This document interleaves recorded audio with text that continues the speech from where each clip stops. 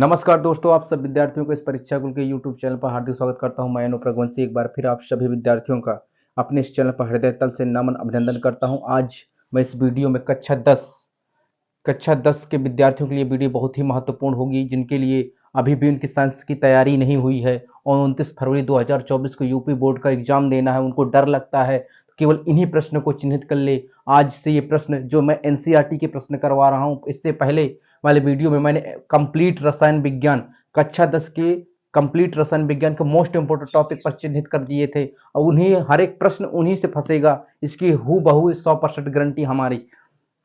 आज कक्षा 10 साइंस के रसायन विज्ञान टॉपिक एनसीईआरटी क्वेश्चन, जो हर एक सेट में एक दो प्रश्न ऐसे मिलते हैं जो हमने पढ़ा नहीं होता, लेकिन वो कहाँ से होते हैं, वो एनसीईआरटी क्वेश्चन होते हैं। तो आज केवल उन्हीं प्रश्नों को हम डिस्कशन करेंगे और इन प्रश्नों को आप तैयारी कंप्लीट कर लें, चिन्हित कर लें और अभी से तैयार करना शुरू कर दें, जिससे आपको 29 फरवरी 2024 का बोर्ड एग्जाम बहुत अच्छा जाए।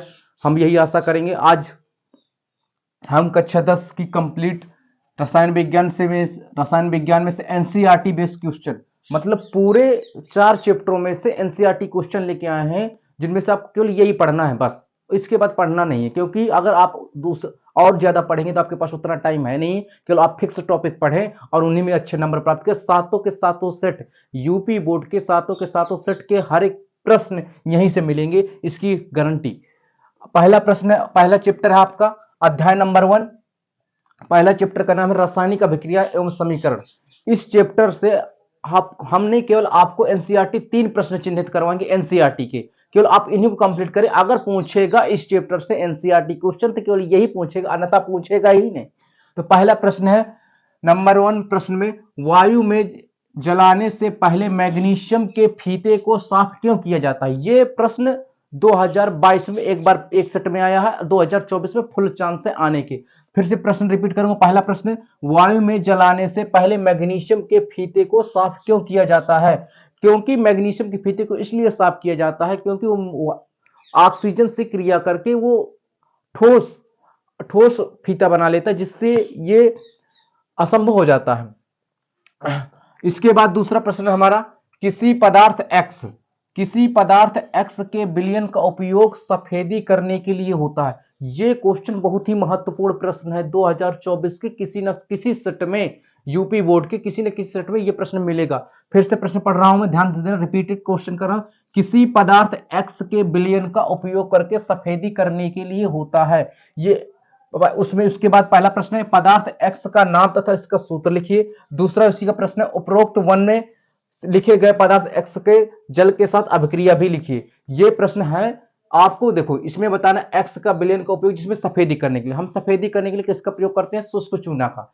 शुष्क चूना का सूत्र क्या होता है? शुष्क चूना का सूत्र होता है CaO, कैल्शियम ऑक्साइड। उसका नाम भी लिखना है और उसका सूत्र भी लिखना है। उसके साथ जल के साथ अभिक्रिया कराओगे, जब शुष्क चूना को जल के साथ जब घोलोगे तो बुझा हुआ चूना मिलेगा। बुझा हुआ चूना का सूत्र क्या होता है? CaOH का होल ट्वाइस। ये प्रश्न का आंसर इस तरह आएगा। अगला प्रश्न है बहुत ही महत्वपूर्ण, चैप्टर 1 का ही है, श्वसन को ऊष्माक्षेपी अभिक्रिया क्यों कहते हैं? हम लोग पढ़ते हैं ऊष्माक्षेपी अभिक्रिया, लेकिन ये प्रश्न घुमा के देता है एनसीईआरटी क्वेश्चन में, श्वसन को ऊष्माक्षेपी अभिक्रिया क्यों कहते हैं, वर्णन कीजिए। ये प्रश्न बहुत ही मोस्ट इंपोर्टेंट है। मतलब मैं ये कह रहा हूं, चैप्टर नंबर पहले से केवल मैंने 3 प्रश्न आपको बताए, जिसमें से पहला प्रश्न था वायु में जलाने से पहले मैग्नीशियम के फीते को साफ क्यों किया जाता है। दूसरा प्रश्न था, किसी पदार्थ के एक्स के विलयन का उपयोग सफेदी करने के लिए क्यों होता है। तीसरा प्रश्न है, श्वसन को ऊष्माक्षेपी अभिक्रिया क्यों कहते हैं। ये प्रश्न बहुत ही मोस्ट इंपोर्टेंट है। आप इन्हीं प्रश्नों को केवल चैप्टर 1 से इन्हीं प्रश्नों को पढ़ें, अन्यथा आप दूसरे प्रश्न मत पढ़ें। अगला चैप्टर आता है आपका अध्याय नंबर 2 रसायन विज्ञान में। अध्याय नंबर 2 है अम्ल, क्षारक तथा लवण।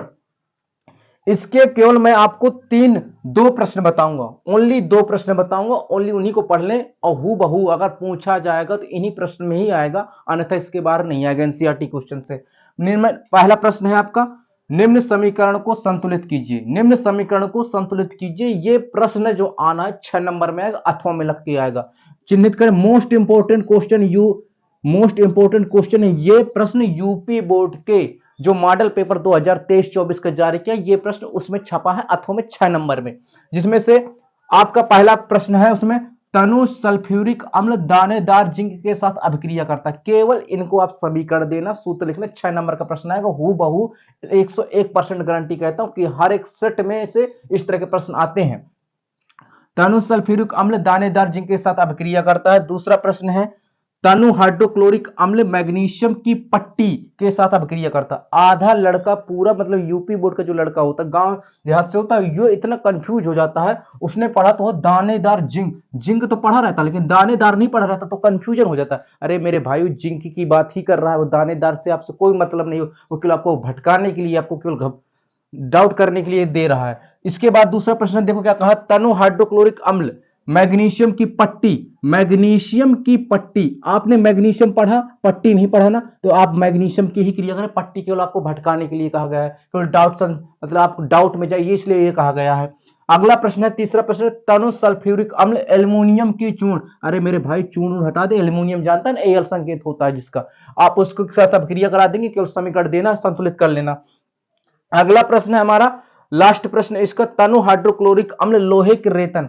मेरे भाई लोहा पढ़ा है, लोहा का संकेत होता है Fe, उसका केवल आपको करना है, लोहे का रेतन उतन से कोई मतलब, ये केवल भटकाने के लिए कहा गया। तो आप इन प्रश्न को अवश्य से अवश्य कंप्लीट करके जाए, यूपी बोर्ड के किसी न किसी सेट में हूबहू ये प्रश्न आपको मिलेंगे। अगला प्रश्न है हमारा, अगला प्रश्न जो अध्याय नंबर 2 का है, प्लास्टर ऑफ पेरिस को आर्द्रता रोधी बर्तन में क्यों रखा जाता है। ये प्लास्टर ऑफ पेरिस जो, इससे भी लॉन्ग क्वेश्चन बनेगा, मतलब लघुत्तरीय प्रश्न आएगा 4 नंबर का। प्लास्टर ऑफ पेरिस का 4 नंबर का आएगा, या फिर इसके प्लास्टर ऑफ पेरिस के सूत्र से पूछेगा, या फिर इसके बनाने की विधि, या फिर भौतिक गुण या रासायनिक गुण उपयोग पूछेगा। तो आप ये प्लास्टर ऑफ पेरिस की आर्द्रता रोधी बर्तन में क्यों रखते हैं, ये क्वेश्चन बैंक में प्रश्न होगा। आप केवल इन्हीं प्रश्नों को कंप्लीट कर लें कि देखिए भाई मैं केवल उन्हीं प्रश्नों को चिन्हित करा रहा हूं जो जितने भी प्रश्न 2024 में आने की ज्यादा से ज्यादा संभावना है, केवल आप इन्हीं प्रश्नों को एनसीईआरटी में पढ़ें, अन्यथा और न पढ़ें। अगला अध्याय नंबर 3 आता है रसायन विज्ञान का। अध्याय नंबर जो 3 होता है उसका नाम रहता है धातु तथा अधातु। धातु तथा अधातु में मैंने 4 प्रश्न उठाए एनसीईआरटी के, केवल आपको 4 प्रश्न एनसीईआरटी पढ़ने, अन्यथा इसके बाद आपको पढ़ना ही नहीं है।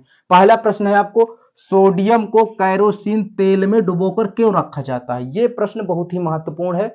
ये सोडियम को कैरोसिन तेल में डुबोकर क्यों रखा जाता है, क्योंकि सोडियम को अगर हम खुले में छोड़ देंगे तो वो ऑक्सीजन से क्रिया करके जलने लगता है, इसलिए हम सोडियम को केरोसिन तेल में डुबोकर रखा जाता है।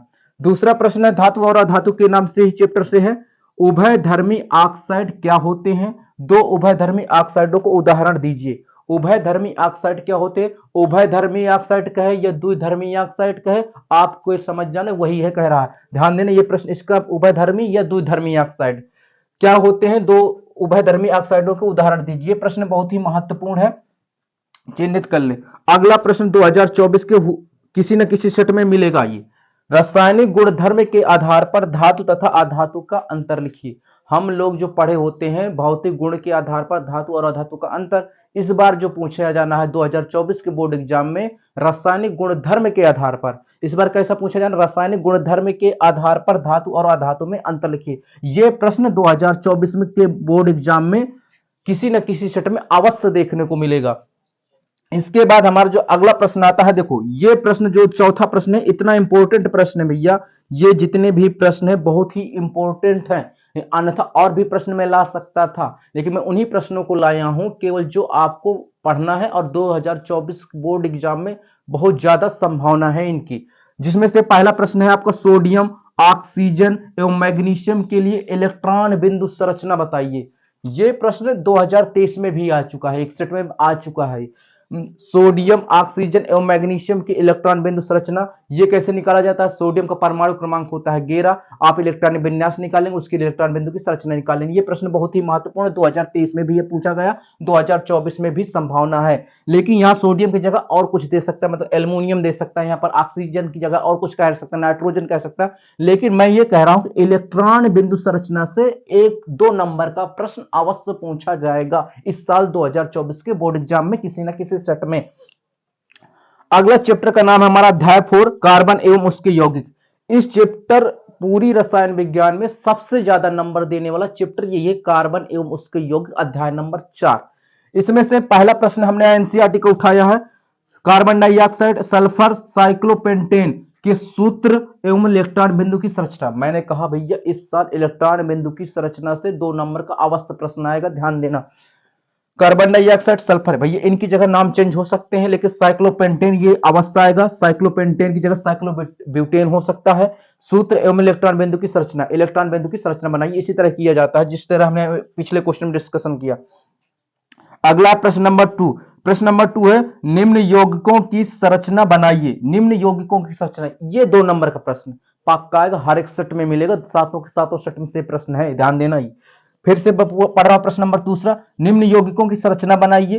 पहला पॉइंट है ए नंबर एथेनोइक अम्ल, एथेनोइक अम्ल की संरचना बनाना है। दूसरा पॉइंट है ब्रोमोपेंटेन, तीसरा प्रश्न है इसी का ब्यूटेनोन, चौथा है हेक्सेनल। मतलब इसमें आपको संरचना बनवाने के लिए कहेगा या फिर आईयूपीएससी कहेगा आप इन प्रश्नों की संरचना बना ले, और इनकी जगह दूसरा प्रश्न आ सकता है, जैसे एथेनॉल की जगह कर सकता है फार्मिक अम्ल की संरचना बनाइए, फिर मेथेनॉल की संरचना बनाइए, ब्रोमोपेंटेन की जगह कर सकता है क्लोरोब्यूटेन कर सकता है, इस तरह की। मतलब मेरे कहने का मतलब है कि संरचना अवश्य बनवाएगा।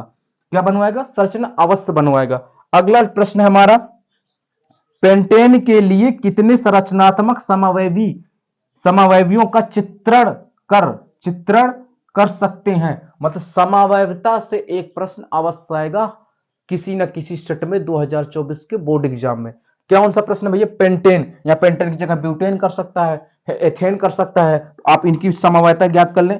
अगला प्रश्न है, देखो 2024 के एक प्रश्न और आने वाला प्रश्न देखो, प्रयोग द्वारा आप एल्कोहल तथा कार्बोक्सिलिक अम्ल में कैसे अंतर लिखें?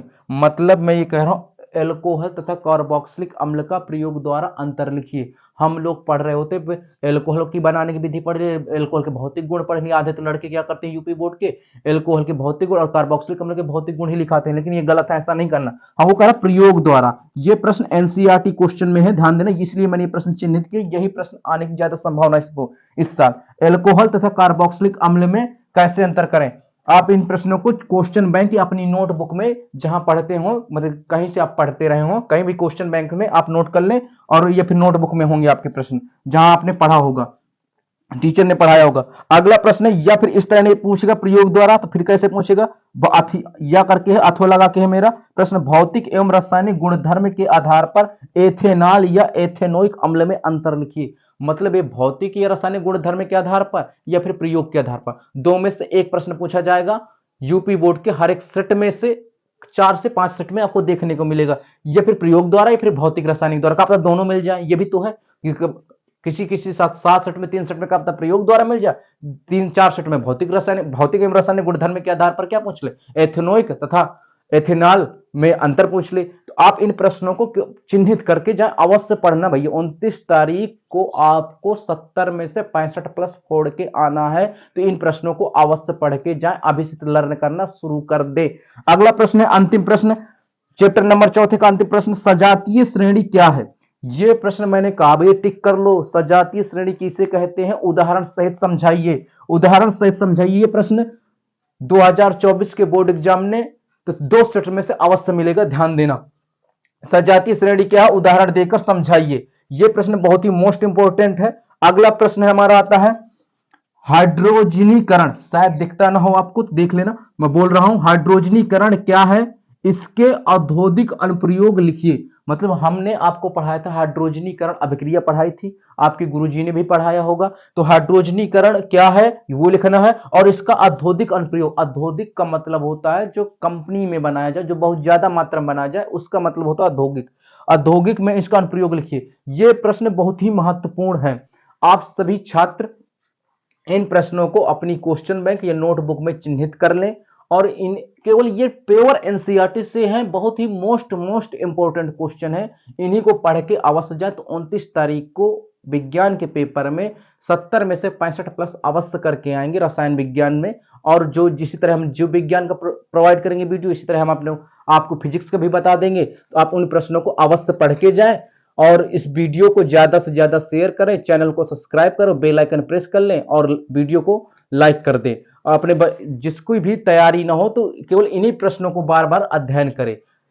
इसके लिए वीडियो देखने के लिए धन्यवाद।